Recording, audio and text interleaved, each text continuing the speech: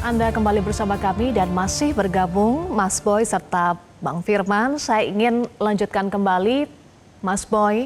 Dalam bayangan Anda, trading in influence yang diduga dilakukan oleh Febri saat masih menjabat sebagai Jampitsus itu seperti apa? Itu kan pemaknaan yang sebenarnya bisa diartikan sangat luas, penyalahgunaan wewenang atau perbuatan melawan hukum gitu loh. Jadi Berbeda.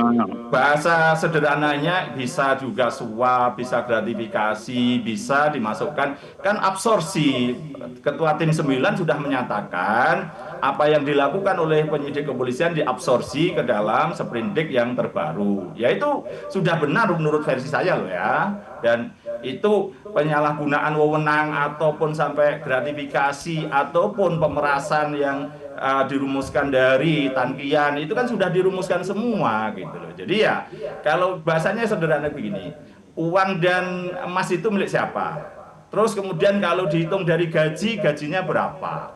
Kalau dalam konteks yang lebih tinggi tadi influencer itu tadi tidak mungkin orang ngasih uang kepada jaringannya kalau tidak ada tujuannya gitu loh. Kenapa tidak ngasih ke Boyamin? Karena Boyamin tidak punya kewenangan. Kenapa tidak ngasih kepada Pak Firman Wijaya? Ya karena hanya advokat gitu loh, tidak punya kewenangan untuk menetapkan seorang tersangka atau tidak gitu. Misalnya ini calon tersangka 10 orang, tapi yang ditetapkan tersangka 4 orang. Yang 6 ini kan bisa digerilya oleh kaki tangan gitu kan. Ya, gitu loh yang atau orang yang sudah ketakutan sendiri, wah jangan-jangan nanti saya jadi tersangka atau jadi saksi yang terseret-seret, mencari cara gitu. Saya aja yang partikelir begini aja dicari cara banyak orang untuk mendekati saya untuk sekedar tutup mulut kok gitu loh, apalagi yang punya kewenangan. Jadi memang ya ini perdagangan pengaruh gitu loh Mbak Eva.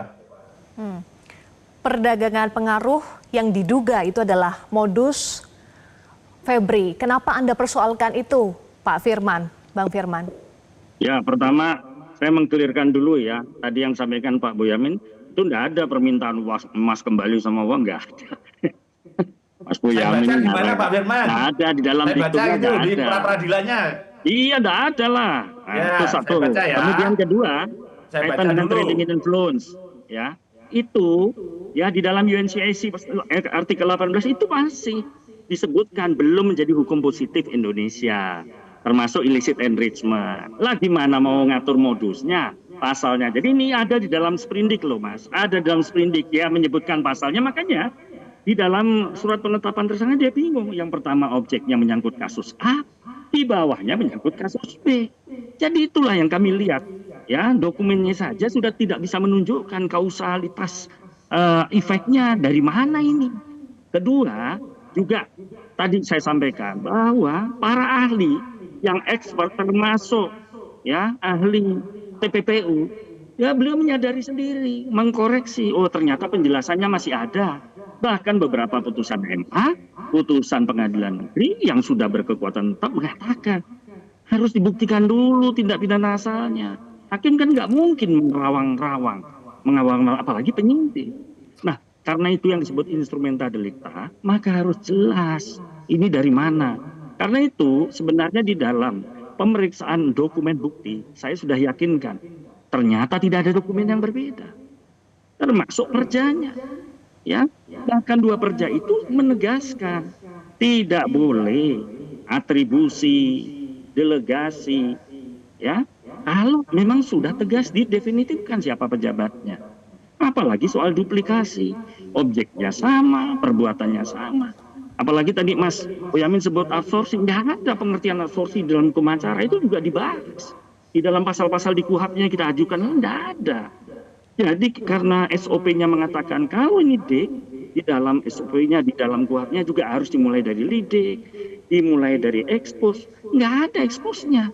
Di dalam surat penetapan itu juga tidak terlihat mana eksposnya. Kapan eksposnya?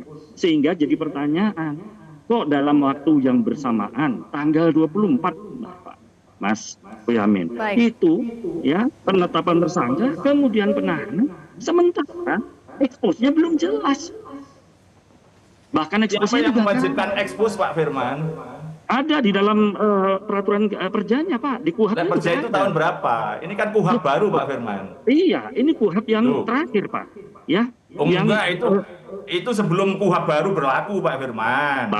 itu salah satunya yang namanya Dr. Jasman Panjaitan. Loh, iya, kembali di lagi dalam, gitu. Saya katakan, sebentar, Pak. kita Di pedomannya dalam KUHP dikti, yang paling baru, Pak Firman. Iya, betul. Mulai Januari Makanya 2026. di dalam Badiklat itu sebentar, tidak ada Pak. kewajiban Iya. ekspos. Di dalam badan diklat kejaksaan sendiri itu dilakukan. Bahkan para ahli mengatakan setiap lide harus ada eksposnya. Nah, ke side ada eksposnya. Itu tahapan modern yang mereka buat, Pak. Jadi, Iya, menurut hemat tapi saya kan kita KUHP disiplin yang aja. baru tidak menyebut itu. Betul. Ekspos dalam bentuk apapun boleh, rapat boleh, gelar perkara boleh. Betul. Itu kan hanya istilah di Kejaksaan Agung ekspos. Mereka Nah, yang makanya udah kita yakin, tanya. sudah rapat mereka di antara penyidik ya udah sah itu, Pak Firman. Iya, lah Pak Boyamin, Baik. saya kan duluan ngomong. Jadi maksud saya, lah kalau ekspos atau gelarnya tidak ada, tidak dicantumkan. Ini tidak dicantumkan loh Pak. Bukan ada nggak ada, Oke. tidak dicantumkan. Berarti kan tidak ada. Ini Mereka saya juga baca tidak dari- bisa menjelaskan. Pak. Jadi kalau Baik. lembaga yang resmi aja tidak bisa menjelaskan ada gelar perkara atau ekspos, ya bagaimana dong? Baik, Nah, tadi ini Mas satu. Boyamin Ya. sempat menyinggung soal Anda diminta untuk tutup mulut dan dalam sebuah podcast Anda pernah bilang ditawari duit oleh Febri. Pengakuan Anda itu bisa dipertanggungjawabkan atau tidak, Mas Boy? Bentar, sebelum ke sana. Tadi tentang penyitaan itu meminta apa? Bahwa ini halaman 22 dari pra-peradilan yang diajukan Pak Firman. Bahwa merujuk kepada pasal 235 ayat 3 dan ayat 5, maka barang bukti berupa satu bingkai, foto dan istri, satu buah koper warna hitam merek Thinkpack berisi 49 batang emas 1 kilogram, satu buah koper warna hijau merek Polo berisi 25 batang emas kilogram, satu buah koper merek Samsonite berisi 26.700 lembar uang tunai pecahan $100 USA, 2.400 lembar uang tunai pecahan $1.000 Singapura, 6 lembar uang tunai pecahan $100 Singapura. Terus Tumi 4.430 lembar pecahan $100 Amerika, 1.000 lembar uang tunai pecahan 1.000 lembar, dan seterusnya termasuk merek Logel berisi 3.800 lembar uang tunai pecahan $1.000 Singapura dan seterusnya. Itu kemudian Baik. dikatakan tidak dapat dipergunakan sebagai alat bukti dan harus dikembalikan pada pihak dari mana barang itu disita. Barang itu disita kan dari rumah. Konsekuensi dari itu bila bukti diperoleh itu diposita di halaman 22 dan halaman 23. Terus yang petitum ayat poin 4 saya baca ya. Bagaimana terus kemudian dikatakan tidak minta uang dan emas? Menyatakan poin 4 ya, menyatakan tindakan penyitaan atau barang yang dilakukan termohon 1 pada tanggal 9 Juli 2006 terhadap rumah keluarga pemohon di kawasan Sentul Kluster Parahyangan di Kecamatan Babakan adalah tidak sah dan tidak mempunyai kekuatan hukum mengikat. Tindakan penyitaan. Penyitaan berarti kan keseluruhan posita tadi.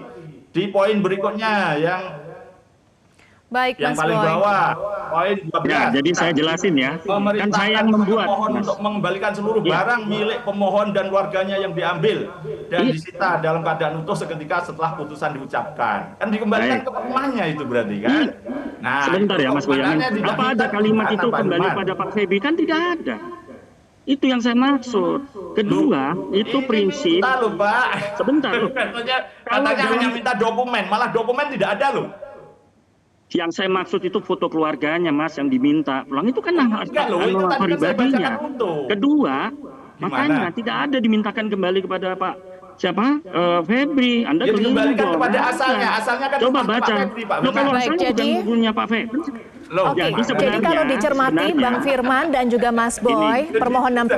pra-peradilan Febri itu kan banyak sekali ya, Mas Boy dan juga Pak Firman. Ya. Ada penetapan Jadi- tersangka yang harus betul. dibatalkan, penahanan yang dipersoalkan, lalu meminta Jawab, pengambilan Mbak barang-barang Irma, tadi sita. yang pertanyaan Mbak Ini Irma. mana yang mau dikabulkan, Pak Firman? Jadi Nanti begini, terakhir Mbak, ya. Mas Boy, singkat. Pertama, kaitan dengan objek yang banyak tadi itu kami ajukan. Jadi tolong dibaca di atasnya. Ya, itu ada namanya illicit. Apalagi kaitan dengan perolehan alat bukti. Itu ada prinsip doktrin yang namanya fruit process industry. Kalau cara ngambilnya sama nggak benar, ya nggak benar dong. Itu yang harus dikembalikan, bukan ini soal kepemilikan, tapi Baik. cara melakukan penyitaan. kalau dikembalikan penggeledahan yang kemana? disebut Ke rumahnya by- Pak Febri kan Pak Firman? Terakhir Mas Loh, Boy, saya nggak singkat. tahu kemana itu dikembalikan. Tapi kan bukan itu kan rumahnya Pak Febri, tadinya tidak diakui, sekarang diakui itu rumahnya sekarang keluarga Pak Febri kan pertanyaannya, gitu. apakah secara visitor, secara owner, apakah dia pemiliknya? Kan belum ada pembuktiannya, Di Pak. gugatan diakui milik keluarganya kok. Yang milik keluarganya, Gugatan yang fotonya Anda dan ajukan sendiri sebagainya. loh. Kalau rumahnya iyalah. Loh lah Tapi kalau iya. menyangkut aset manja kan tidak. Baik, Bang Kalau Firman itu ada dan uang Mas dan Boy, mohon maaf emas di durasi dalam kita rumahnya sudah tidak diakui, habis. itu ya nanti diakui orang lain Ya. aja kalau gitu. Jadi Oke, durasi kita sudah habis. Kita nantikan bersama putusan pra-peradilan Febri akan dibacakan pada 27 Agustus. Terima kasih. Jelajahi cara baru mendapatkan informasi. Download Metro TV Extend sekarang.